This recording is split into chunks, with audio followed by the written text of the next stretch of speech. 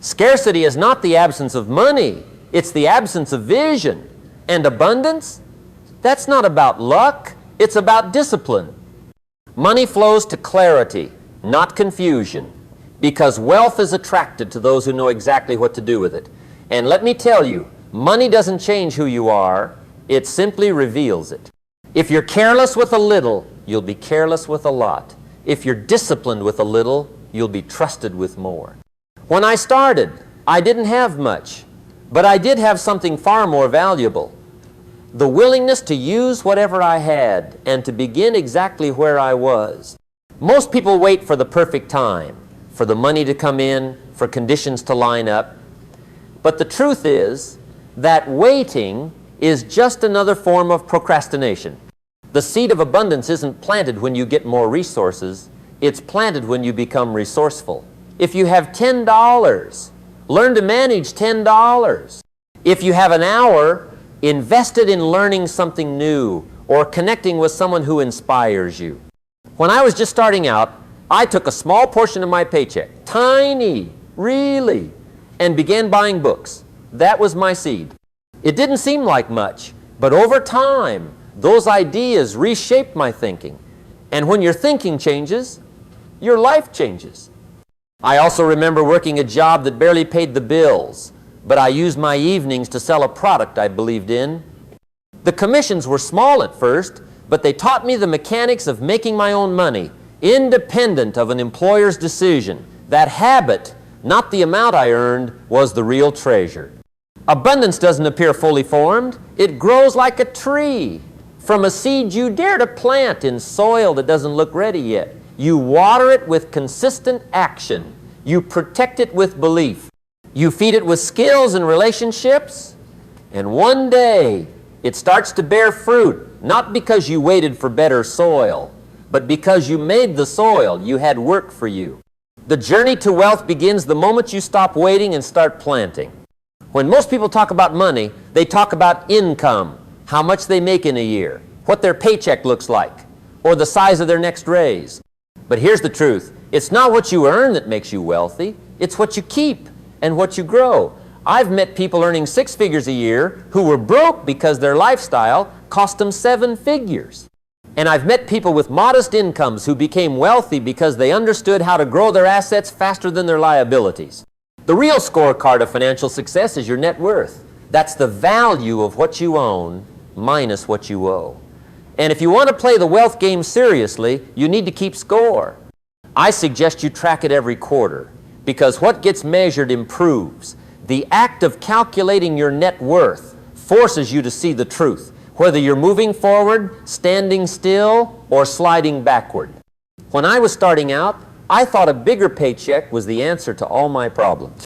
But I soon realized that if I didn't change my habits, my expenses would rise to match my income, and I'd still be living paycheck to paycheck, just in a bigger house or a nicer car. The breakthrough came when I started directing a portion of my income toward assets, investments, businesses, real estate, things that would grow in value and eventually produce cash flow. At the same time, I worked to reduce liabilities, the debts and obligations that drained me. It's a shift in thinking. Instead of asking, how much do I make? Start asking, how much am I worth?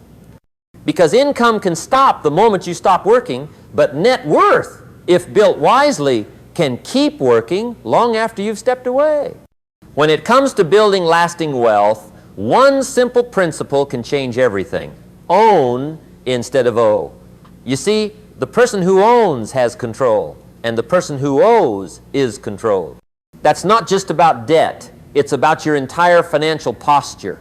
Every payment you make for something you don't own is a quiet transfer of your wealth to someone else. I learned early that the real power in money isn't just in earning it, it's in controlling the assets that produce it. If you're renting, your landlord is building equity every time you pay the rent. If you're making car payments, the bank is collecting interest every month. If you're paying subscription fees for every service imaginable, you're feeding someone else's business model. None of those things are inherently bad. But if they become your financial foundation, you're building on sand. Ownership, on the other hand, is building on rock. When you own something of value, whether it's a home, land, shares in a company, or a business, you have an asset that can appreciate, generate income, or be leveraged for greater opportunities. And here's the beauty. Ownership often starts small. I didn't buy my first property outright. I started with a modest home and worked my way up. I didn't buy hundreds of shares at once. I started with a few, reinvested the dividends, and let time do its work. The habit you want to develop is this. Before you commit to a payment, ask, does this payment buy me ownership, or does it just rent me access? Because access is temporary, but ownership is enduring. Over time, the things you own will either grow in value or work for you, while the things you owe will quietly work against you. And in the wealth game, control is everything. One of the fastest ways to shackle your future is to spend tomorrow's money today. Debt may feel like a shortcut in the moment, but in reality, it's a trade. You exchange your future freedom for present convenience. And the interest, my friend, is the rent you pay on that prison cell. Now, there are times when borrowing makes sense. I'm not talking about the kind of debt that puts money in your pocket. I'm talking about the kind that takes it out. If you borrow for something that appreciates in value, like property, or for something that increases your earning potential, like learning a high-income skill, you're planting seeds. Those seeds have a chance to grow and return more than you borrowed. But borrowing for lifestyle upgrades, unnecessary gadgets, or fleeting pleasures, that's just watering the weeds. Early in my career, I made the mistake of chasing comfort before capacity. I'd see something I wanted, swipe a card, and tell myself I'd pay it off when things picked up. But here's the truth. Things rarely pick up fast enough to outpace bad spending habits. I learned to live by a simple rule. If I couldn't pay for it in full today without touching my emergency funds, I didn't buy it. That discipline not only kept me out of the debt trap, it gave me the confidence of knowing my money worked for me, not the other way around. So make the commitment. 0 credit card debt, no carrying balances month to month, no paying interest on yesterday's impulses. Because every dollar you don't have to send to a lender is a dollar you can invest, grow, and eventually use to buy the freedom you've been chasing all along. And freedom, once you taste it, is worth far more than anything debt could buy you today. Money, left without direction, will wander, just like a person without a plan. If you don't tell every dollar where to go, it will find its own way out of your life, usually into someone else's pocket. Wealth doesn't happen because you make more money. It happens because you manage what you already have with precision and purpose. That's why every dollar needs a job. The first time I began dividing my money into specific purposes, it was like giving my financial life a compass. I decided that not every dollar I earned would be for living. Some would be soldiers, sent out to invest and bring back reinforcements. Some would be seeds, invested in my learning so I could grow my capacity to earn more. And some would be gifts, set aside to help others. Because abundance without contribution feels hollow. Here's the strategy. Create separate accounts for living, investing, learning, and giving. Your living account covers necessities and comforts. Your investing account is untouchable except for building assets. Your learning account fuels your growth, courses, books, seminars. And your giving account is for causes that matter to you, a reminder that money is a tool to make life better for more than just yourself. Now, the key is automation. If you rely on willpower, you'll lose to impulse spending more often than not. But if you set up automatic transfers on payday, without thinking, you remove temptation and build discipline on autopilot. It's a silent system that works while you sleep. When you allocate with intention, you stop asking, where did all my money go? And start saying, I know exactly where it went, and I'm glad it did. That's the habit that takes you from just making a living to building a fortune, one deliberate dollar at a time. It's rarely the iceberg that sinks the ship. It's the slow leak no one notices. In money, those leaks are the small, silent expenses that drain your resources month after month. They don't seem dangerous at first. A subscription here, a service fee there. But over the years, they quietly erode the very foundation of your wealth. I learned this lesson when I once reviewed my statements line by line. I found recurring charges for things I hadn't used in months, memberships I'd forgotten about, and services I didn't really need. It wasn't the amount that shocked me. It was the realization that I was giving away money for nothing in return. That's when I understood a fortune is built not just by earning more, but by protecting what you already have. The strategy is simple. Hunt for these leaks with the same energy you'd use to find a new investment. Every year, set aside a day to renegotiate your bills, cancel unused subscriptions, and question every automatic payment. Call your providers and ask for better rates. Competition works in your favor. Most companies would rather keep you at a lower price than lose you entirely. This isn't about becoming stingy. It's about becoming intentional. If a service or expense genuinely adds value to your life, keep it. But if it's just clutter on your statement, it's a hole in your boat. And holes, no matter how small, eventually sink ships. By sealing these leaks, you're not just saving a few dollars. You're preserving capital that can be deployed into assets, education, or opportunities that actually grow your net worth. Because in wealth building, the dollars you don't waste are just as powerful as the dollars you earn. When I was young, I thought making money was the hard part. I believed that once I had it, the rest would take care of itself.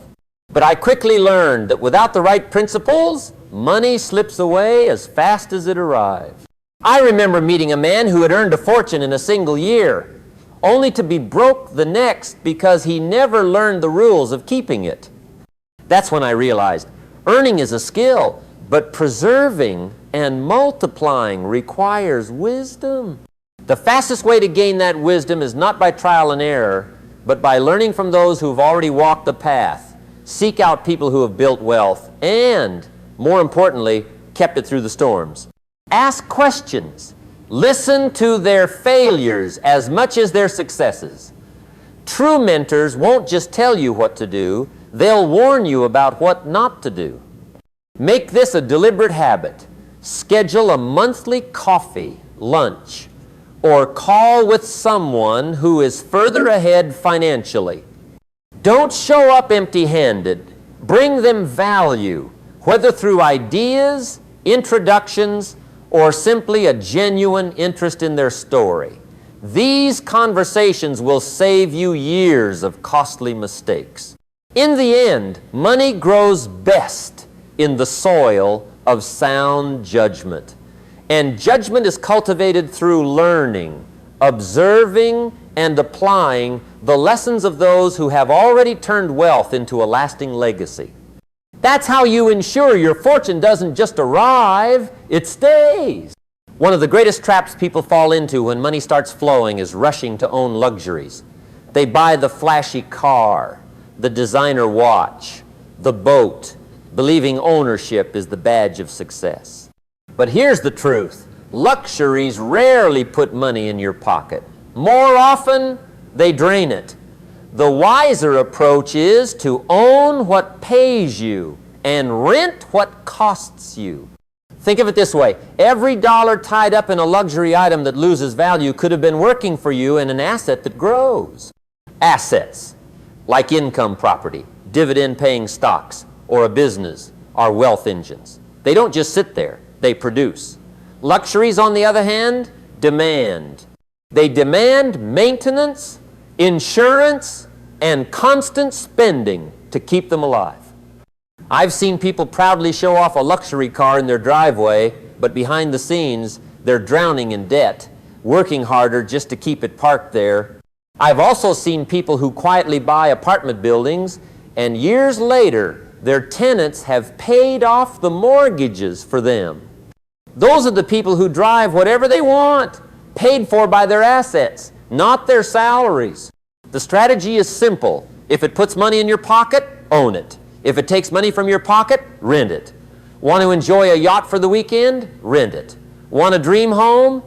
Let your investment properties pay for it. You can still experience luxuries without becoming a slave to them. In time, your assets will fund every indulgence you could dream of. But by then, you'll have the wisdom to enjoy them without destroying your financial foundation. The key is patience. Build the well first, then drink deeply. The wealthy don't rush to show they're rich. They wait until it's undeniable. Willpower is like a battery. It runs out. That's why so many people start good financial habits but can't sustain them. The truth is, the wealthy don't rely on constant discipline. They rely on system.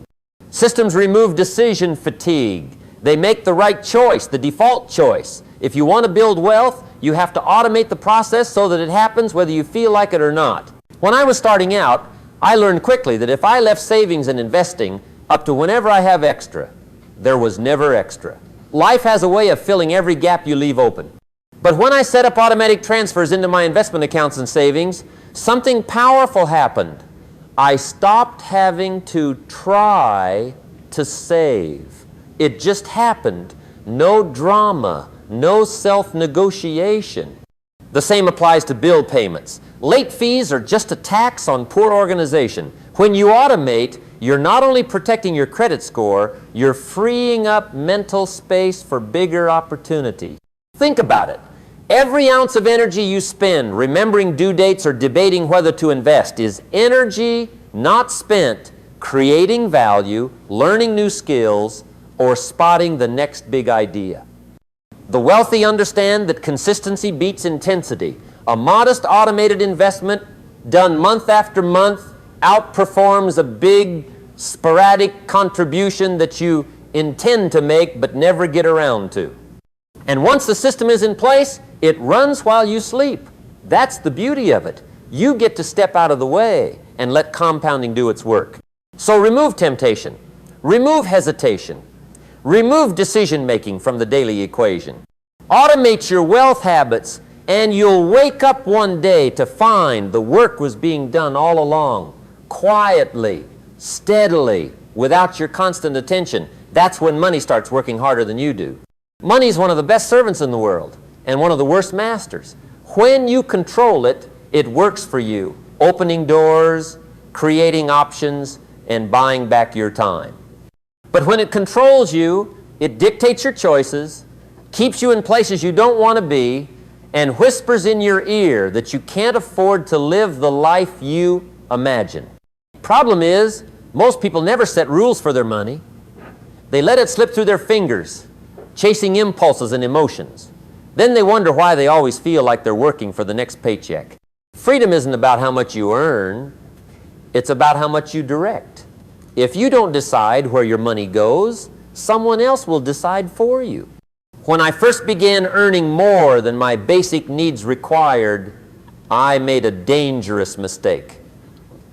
I let lifestyle creep in before I set financial boundaries.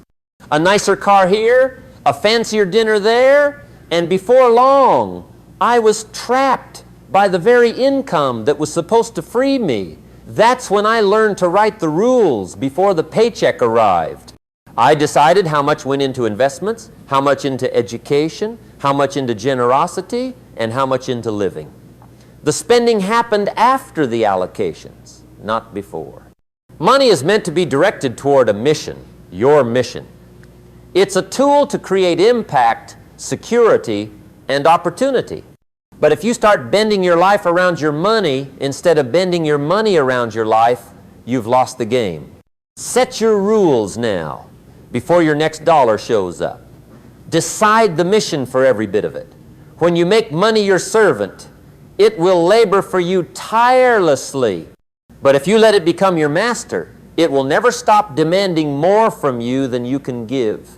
Most people treat their finances like they treat the back of their refrigerator. They don't look too closely because they're afraid of what they'll find. But here's the truth. You can't improve what you refuse to measure. You can't manage what you don't track.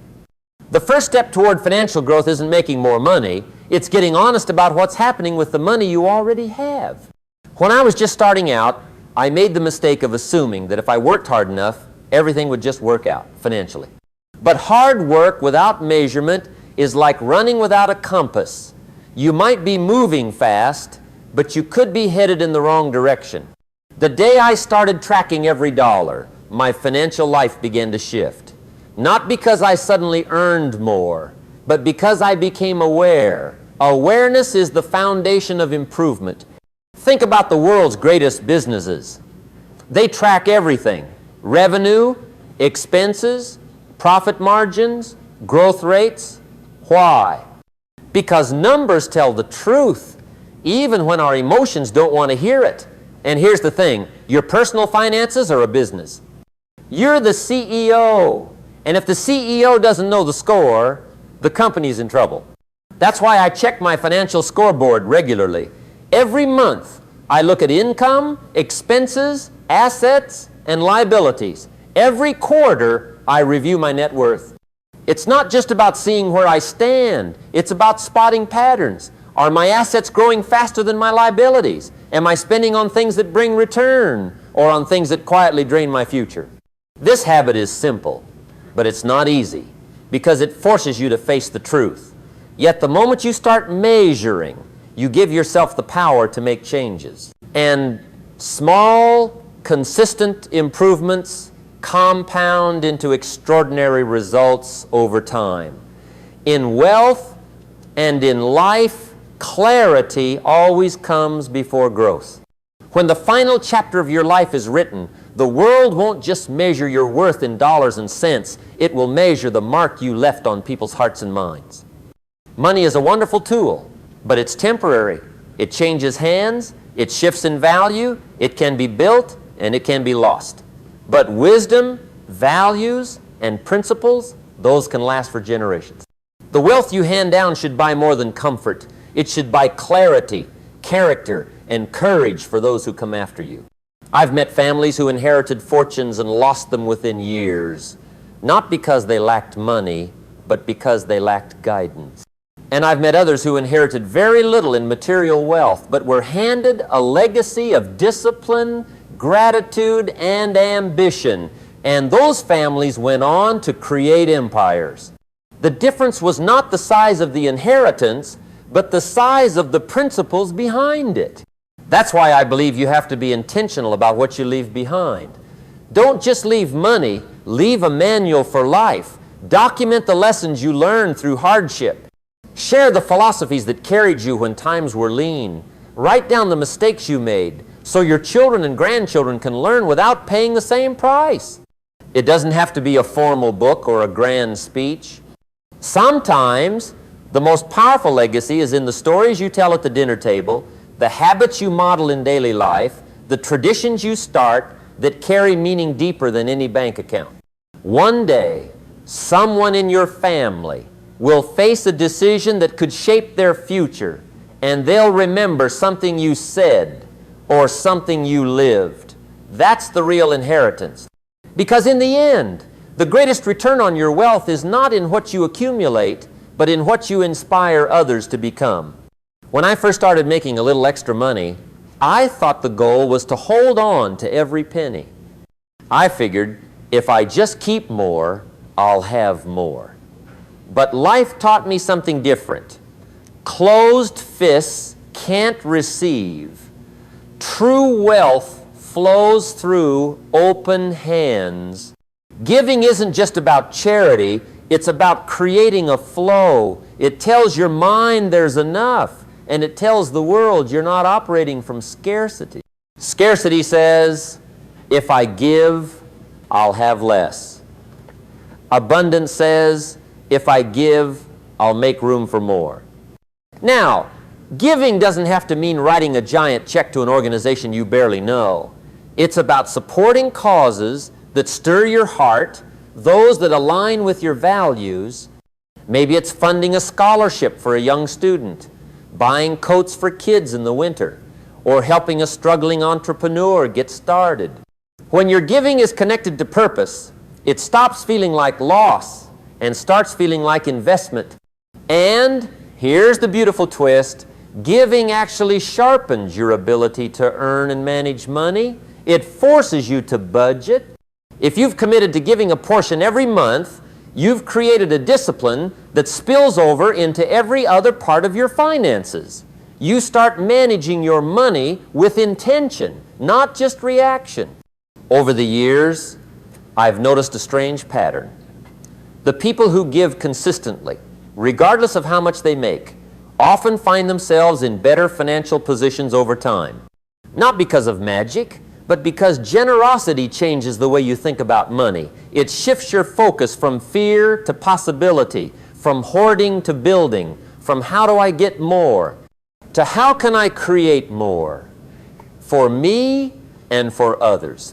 Give not just when it's convenient, but as a built-in part of your wealth plan.